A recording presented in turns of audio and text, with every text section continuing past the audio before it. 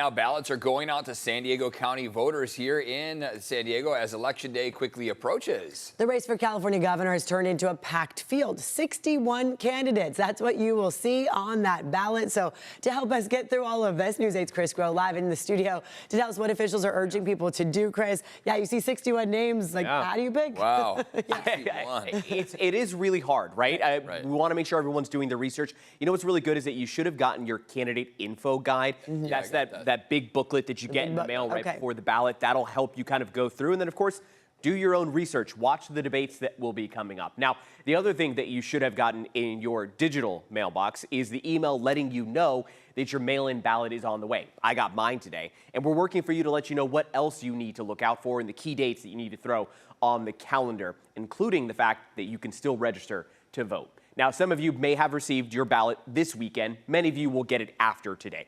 Drop boxes to deliver your ballot to will start to open up tomorrow. There's going to be 155 locations to drop off and use. The registrar's website is going to be the best bet to find the closest one to you, and you could always use the Registrar of Voters location, which is right here in Kearny Mesa.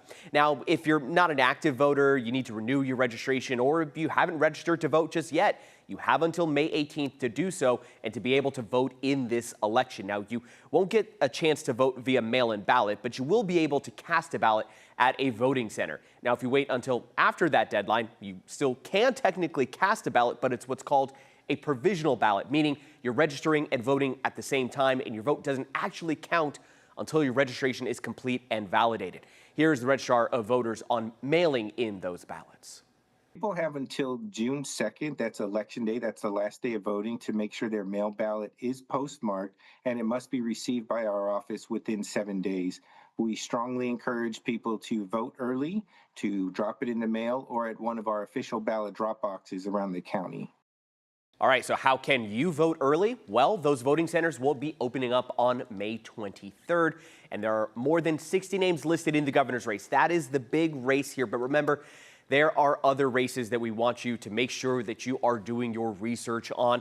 But again, in that governor's race, only about 8 of those contenders are considered to be serious. That's why you've been seeing their names a lot in the news. That's why you see them on the debate stages. Now, you will see the names Betty Yee and Eric Swalwell, former contenders, but they have dropped out, but that was before the deadline passed for their names to be removed.